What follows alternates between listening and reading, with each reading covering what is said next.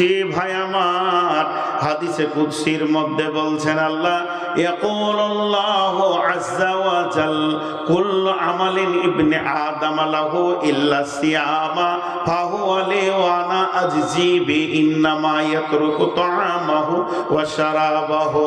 আমার আল্লাহ বলছেন যতগুলি আমল ইবনে আদম করে, মানুষের আদমের সন্তানরা পৃথিবীতে যত আমল করে তার মধ্যে একটা আমল করে, তার নাম হলো সিয়াম বা রমজান।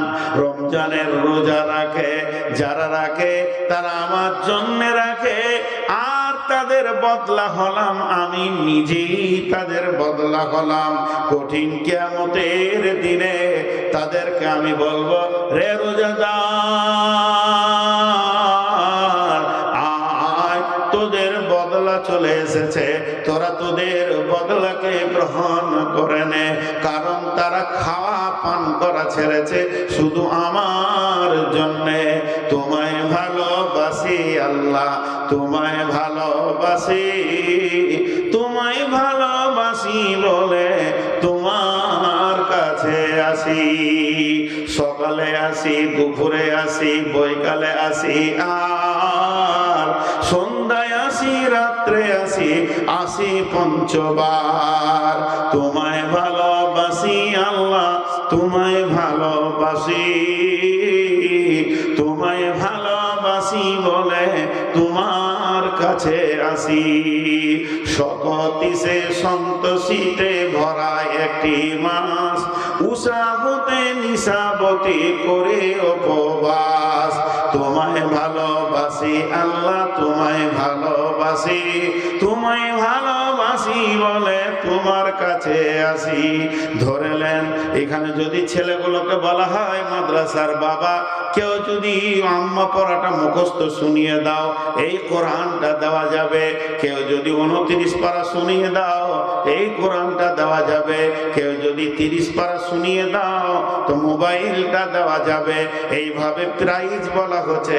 আর কেউ যদি রোজা রেখে দাও 30টা, তাকে কোরআন দিব না, মোবাইল দিব না, কলম দিব না, খাতা দিব না, স্বয়ং আল্লাহকেই প্রাইজ তার দিব। এর থেকে বড় প্রাইজ আর হতে পারে না যে আল্লাহকে পাবে। এখন দুনিয়াবি 5খানা কেসের আপনি আসামি। আজকে হলো কয় তারিখ? আজকে আপনার কিনা 26-25 তারিখ। 25 তারিখ হয়ে গেছে, 26 তারিখ ঢুকে গেল। আজকে আপনার কিনা সামনে মাসে 30 তারিখ আপনার কোর্টে ফাইসালা আছে। আপনি মার্ডার কেসের, রেপ কেসের, চুরি অপহরণ কেসের আসামি। কিন্তু যে জজ আপনার বিচার করবে, পৃথিবীর সেরা জজ সুপ্রিম পাওয়ারে আছে, তার উপরে প্রধানমন্ত্রীও কিছু করতে পারবে না। কিন্তু বিচারের ফয়সালার আগে ওই জজ যদি আপনার বাড়ি বেড়াতে আসে, কেমন মজা হবে, বিচারটা হালকা করে নেওয়া যাবে। তেমনি কিয়ামতের মাঠে আল্লাহ একাই বিচার করবেন, কারো প্রয়োজন নাই। ওয়াকুদিয়া বাইনাহুম বিল হাক্কি ওয়া হুম লা ইউযলামুন। আল্লাহ বলছেন আমি বাদী বিবাদের মধ্যে বিচার করব, আমি কারো উপরে কোনো জুলুম করব না। তো সেই রকম রব বিচারের আগে বলবে, হাসরবাসী ও রোজাদারের দল, আমি তোমাদের মোলাকাতে এসেছি। তোমরা আমার ভয়ে খাওনি, পান করনি, অতএব তোমাদের বদলা এসে গেছে। তোমাদের যেটা নেওয়ার আমার কাছ থেকে নিয়ে নাও।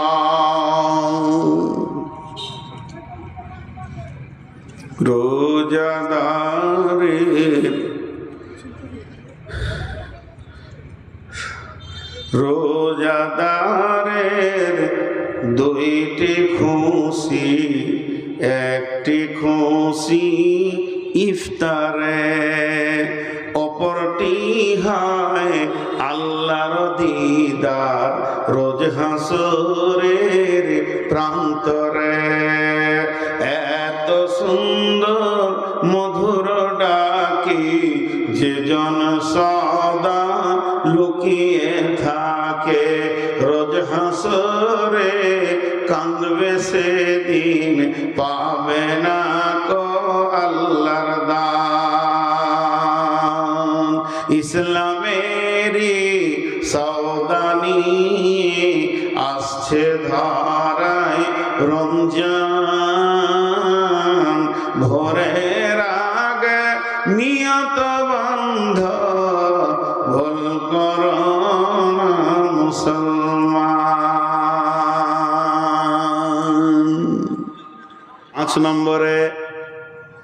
5 নম্বরে গোটা কিয়ামতের ময়দানটা তাও তা করে জ্বলবে। হুফাতান গুরাতান গুরলান, পায়ে জুতা থাকবে না, কাপড়ে শরীরে থাকবে না, খাতনা দেওয়া থাকবে না। এই অবস্থায় কিয়ামতের মাঠে উঠবে, নারী পুরুষ উঠবে। আল্লাহর নবী আম্মা জান আয়েশা বললেন, ইয়া রাসূলুল্লাহ, একে অপরকে দেখবে না। বলে সেই দিনের আযাব এত কঠিন থাকবে, কেউ কারো দিকে তাকাবে না। ছোট্ট করে একটা উদাহরণ দিই। বৈশাখ মাস চলছে, আর এত রোদের মাত্রা উঠেছে যে এই মাটি পর্যন্ত তাঁ করছে, আর চারিদিকে গাছপালা শুকিয়ে যেছে, মাটি ফেটে একাকার, মানুষ কোথা দাঁড়াবে পেরেশান। আর ঠিক ওই রকম টাইমে এইরকম একটা বড় হল ঘরকে হার্ড এসি চালানো আছে। ওই এসি ঘরে সোফা লাগানো আছে, ওখানে 50 জন ঢুকে আছে, 200 জন ঢুকে আছে, কফি খেয়েছে, চা খেয়েছে, আনন্দ করছে। এবং ওরা বাইরের গরমের খবর পাবে? জোরে বলেন, কিছু খবর পাবে ওরা? কিছুই বুঝলো না। সে আপনি আর আমি মাঠে দৌড়ে হেঁপে মরে গেলে বুঝলো না। তো ওই রকম কিয়ামতের ময়দানে বিশ্ব নবী বলছেন একটা সান্ত্বনার জায়গা থাকবে, অতি ঠান্ডা জায়গা থাকবে, সেটা আল্লাহর রহমতের ছায়া থাকবে। বিসমিল্লাহির রহমানির রহিম। ওয়া নবী হুরায়রা রাদিয়াল্লাহু তাআলা আনহু قال قال رسول الله صلى الله عليه وسلم سبعة يظلهم الله في ظله يوم لا ظل إلا ظله। ও বিশ্ববাসী রে, কিয়ামতের যত দুর্ঘটনা শুনেছ শুনে নাও না কেন, তার ভিতরে আল্লাহর রহমতের ঠান্ডা একটা জায়গা থাকবে, ছায়া থাকবে। সেখানে মানুষ যাবে, আশ্বস্তের শ্বাস ফেলবে।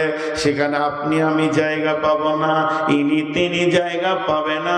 সেখানে 7 শ্রেণীর লোক বাস করবে, যাদের 7 রকম আমল আছে। 7 রকমই একজনের আছে তা নয়, যে কোনো একটা আমলের কারণে ওখানে জায়গা পাবি। আল্লাহর নবী বলতেন, সাবাতুন ইল্লাহুমুল্লাহু ফি দিল্লিহি ইয়াউমুল লা দিল্লা ইল্লা দিল্লুহু। আপনাদেরকে বোঝানোর জন্য বলছি, ওইখানে মনে করলেন 7খানা দরজা আছে, 7টা কাউন্টার আছে, এক একটা কাউন্টারে এক এক আমলওয়ালাকে ঢোকানো হবে। 1 নম্বর কাউন্টার, আল্লাহর নবী বলছেন, ইমামুন আদিল, পৃথিবীর বুকে যারা ন্যায় বিচার করেছে, যাদের বিচার একদম ন্যায় ছিল, তারা ওই 1 নম্বর কাউন্টারে গিয়ে ছায়াতে থাকবে। আপনাদের কুচগিরিয়াতে ন্যায় বিচার আছে? হ্যাঁ, কঠিন ন্যায় বিচার বলছে আবার। জি হ্যাঁ, একটা ঘটনা শোনায় আমাদের ওখানে। একজন মৌলবি মানুষ মসজিদের ইমামতি করে, তো ভদ্রলোক 2টি মাটি নিয়েছে, ওর বাড়ির পাশে রাস্তার ধারে রেখেছে, বাড়িতে ঢুকাবে, মাটি 2টি, সত্য ঘটনা দিয়ে। একটা ছোট ছেলে সাইকেল নিয়ে গিয়েছিল, আর একটা মাস্তান মোটর সাইকেল নিয়ে আসছিল। ওই মাটিতে ছেলেটা সাইকেলটা উঠে গেছে, মানে তাড়াহুড়ো করে, ওইদিকে মোটর সাইকেলে লেগে ছেঁচড়া ছেঁচিলি হয়ে পড়ে গেছে দুজনে। সন্ধ্যার সময় বিচার বসেছে পার্টিতে, বলছে সাইকেলওয়ালাকে ডাক। তোর কি হলো? বলো হাঁটু ছিঁড়ে গেছে, সাইকেল ভেঙে যায়। ওই মোটর সাইকেলওয়ালাকে ডাক, তুই অত জোর চালাবি কেন? তো ওরা যারা বিচারক, ওরা দেখছে যে কাছাড় খেয়েছে উও তৃণমূলের, আর যেটা মোটর সাইকেল মেরেছে উইও তৃণমূলের। এবার কি করবি? তখন বলছে মৌলভী সাহেবকে ডাক, মনে ওটা কংগ্রেসে, হ্যাঁ মাটি ফেললে কেন, জরিমানা তোমাকেই লাগবে। কি ন্যায় বিচার! এরকম ন্যায় বিচার পৃথিবীতে আর হয় না। আল্লাহ তাআলা, তুমি ওই এসিতে সময়টাকে কাটাতে চাও, কিয়ামতের দিনে সমস্ত কিয়ামতবাসী ত্রাহি ত্রাহি করবে, নাফসি নাফসি করবে, তারই ভিতরে ওই রহমতের ছায়াতে যারা থাকবে আনন্দে তাদের দিন চলে যাবে, তারা কিয়ামতের অনুপরিমাণ কষ্ট বুঝবে না। সেটাকে ন্যায় বিচার করনে वाला। नंबर 2, शाबुन नशा फी इबादतिल्लाह है, ওই যুবক যে যৌবন কালটা আল্লাহর ইবাদতে কাটিয়েছে। আল্লাহর ইবাদত অনেক রকম আছে। যুবকরা যদি একটু ইচ্ছা করে নফল ইবাদত যে কত করতে পাবে। জেনা করা কাবিরা গুনাহ, জেনা করা যত গুনাহ, বিবির সাথে মেলা অতটাই নেকি। জি, এই দিকটা যেমন গুনাহ ওই দিকটা তেমনি নেকি। একটা 80 বছরের বুড়ো বৃদ্ধ, 80 বছরের বৃদ্ধা সারা রাত জেগে সুবহানাল্লাহ সুবহানাল্লাহ সুবহানাল্লাহ আলহামদুলিল্লাহ বলে যে নেকিটা পাবে, একটি যুবক আর যুবতী দুইজন স্বামী স্ত্রী হালাল যদি সারা রাত মহব্বতের সঙ্গে গলা ধরে সময় কাটিয়ে দিতে পারে, নফল ইবাদতের নেকি পাবে। যে রাত্রিটা স্বামী স্ত্রী মহব্বতে কেটে যায়, ওই রাতটা নফল ইবাদতে গণ্য হয়। বিশ্ব নবী বলতেন, শাবুন নাশা ফি ইবাদাতিল্লাহ, ওই যুবক ওই যুবতী যে আল্লাহর ইবাদতে সময়কে ব্যয় করেছে, তারা আরশের ছায়ায় রহমতের ছায়ায় দ্বিতীয় কাউন্টারের প্যাসেঞ্জার। নাম্বার 3, ওয়ারাজুলুন কালবুহু মুআল্লাকুন ফিল মাসাজিদি, ওই যুবক যার দিলটা মসজিদে পড়ে আছে, ওই ব্যক্তি যারা দুনিয়া ঘুরছে, মার্কেটে ঘুরছে, হাটে বাজারে ঘাটে মাঠে যেখানেই যায় না কেন, মসজিদের তার দিলটা টাঙ্গা আছে। আজান হয়ে গেল নাকি মসজিদে যেতে হবে নাকি, সবসময় যেন মসজিদে যাওয়ার জন্য পেরেশান আছে, ওই লোকটা 3 নম্বর কাউন্টারে ঢুকবে। যারা মসজিদকে ভালোবাসে, পৃথিবীর মানুষ আমরা মসজিদকে চিনলাম না, আমরা মসজিদে ঢুকি কিন্তু দিলটা মার্কেটে টাঙ্গা আছে, দোকানে মাঠে ঘাটে টাঙ্গা আছে। আল্লাহ রসুল এটা কি চেঞ্জ করতে বলছে, তুমি মাঠে ঘাটে মার্কেটে থাকো কিন্তু মসজিদে তোমার দিলটা টাঙ্গা থাকবে। 3 নম্বর কাউন্টারে মসজিদকে ভালোবাসবো ইনশাআল্লাহ। কথা বলে না সবাই? অন্তর দিয়ে ভালোবাসবো ইনশাআল্লাহ। মসজিদে ঢুকে যদি কোনো নোংরা দেখতে পাই তো মসজিদকে ডাকবো নাকি, করে ঝাড়ু দে, ইমাম সাহেবকে বলবো, ইমাম সাহেব এখানটা কিরম সব নোংরা হয়ে আছে, আপনার কোনো হুঁশ নাই কেন? পাগলা, মসজিদ পরিষ্কার করবে কে, ময়লা দেখবে যে, তার দায়িত্ব। করবো ইনশাআল্লাহ। কে কে ইমামকে হুমকি দেবো? হ্যাঁ দেখো, ইমামকে হুমকি দেবে ইনশাআল্লাহ, ইমামের পাছায় বাঁশ ভরে ঘর থেকে তার। মসজিদে ঝাড়ু দেন, কথা বলে না, মসজিদে ঝাড়ু দেন। বিশ্ব নবী মসজিদ ঝাড়নেওয়ালা মহিলার কবরের কাছে গিয়ে দোয়া করে এসছেন।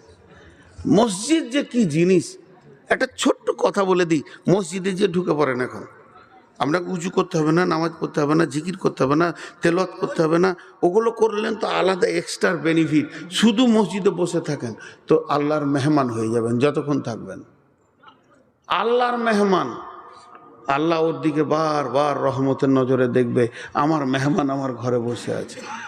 আর মসজিদ থেকে বের হওয়ার লেগে খালি ছটফট করছে। হ্যাঁ, মসজিদ ঢুকছে তো মনে হচ্ছে যেন ও জান পিঁজড়াতে পাখি ঢুকে গেছে, কখন বের হবে। তো মসজিদকে ভালোবাসবো ইনশাআল্লাহ। ন্যায় বিচার করবো তো ইনশাআল্লাহ। করেন, ন্যায় বিচার করেন, ন্যায় বিচার দুনিয়া তার নাই। তো 3টে হলো। 4 নম্বর, ওয়ারাজুলুন দাআতহু ইমরাতুন যাতু মানসুবিন জামালিন ফাকালা ইন্নী আখাফুল্লাহ। যদি কোনো যুবককে সুন্দরী মালালা নারী হাতছানি দিয়ে ডাকছে আয় আয় আয়, মজা লুটবি তো আয়, ওই যুবককে উত্তর দিছে ইন্নী আখাফুল্লাহ, আপামনি বোন আমার, তোমার কাছে যা আছে আমার তার জন্য অনেক প্রয়োজন, কিন্তু আমার আল্লাহর ভয় তোমার কাছে যেতে দিছে না।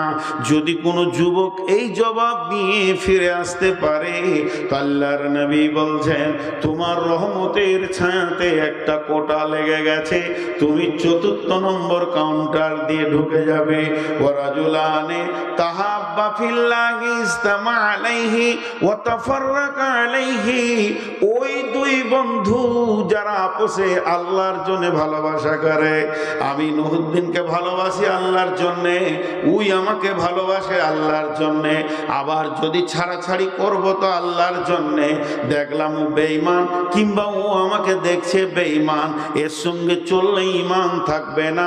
আল্লাহর জন্য মহব্বত করা আর আল্লাহর জন্য ছাড়াছাড়ি করা, এই দুই ব্যক্তি রহমতের ছায়াতে জায়গা পাবে।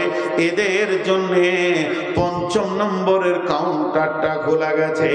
এবার ৬ষ্ঠ নম্বর কাউন্টার, ওয়ারাজুলান তাসাদ্দাকা বিসাদকাতিন ফাআখফাহা হাত্তা লা তা'লামু সিমালুহু মা তুনফিকু বিয়ামিনি, ওই লোকটা যে ডান হাতে দান করলো বাঁ হাত জানতে পারলো না, তবে প্রকাশ্যে দান করা জায়েজ আছে। কোরআন বলেছে সিররা ওয়া আলানিয়া, তুমি প্রকাশ্যে করতে পারো গোপনেও করতে পারো, প্রকাশ্যে দানটাও যেমন চলবে গোপনেও চলবে, তবে গোপনের দানটা একটা এক্সট্রা ফ্যাসিলিটি রয়েছে, তোমার রহমতের ছায়াতে জায়গা লেগে যাবে। ৭ নম্বরে ওই ব্যক্তি ওয়ারাজুলুন দাআ ওয়ারাজুলুন যাকাল্লাহ খালিয়ান ফাফাযাত আইনাহু, ওই ব্যক্তি যে আল্লাহকে গভীর রাত্রে উঠে ডাকতে ডাকতে চোখে পানি বের হয়ে গেল।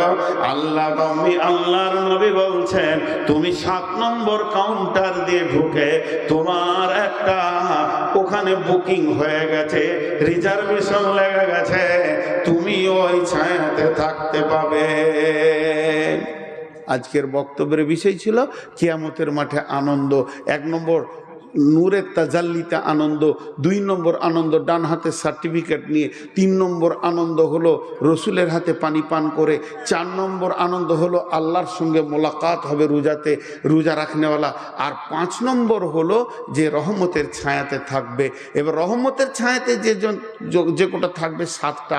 ১ নম্বর হলো ন্যায় বিচারক, ২ নম্বর হলো যৌবনকালের ইবাদত, ৩ নম্বর যার দিল মসজিদে টাঙা থাকবে, ৪ নম্বর যে মহিলাকে বা মহিলা পুরুষকে জবাব দিবে আল্লাহর ভয়ে তোমার কাছে যেছি না, ৫ নম্বর হলো দুইজনের মধ্যে মহব্বত হবে আল্লাহর জন্যে, ছাড়াছাড়ি হবে আল্লাহর জন্যে, ৬ নম্বরে ডান হাতে ডান করবে বাঁ হাত জানবে না, আর ৭ নম্বর গভীর রাত্রে আল্লাহর ভয়ে চোখের পানি যে ফেলবে, এটা একটা আনন্দ।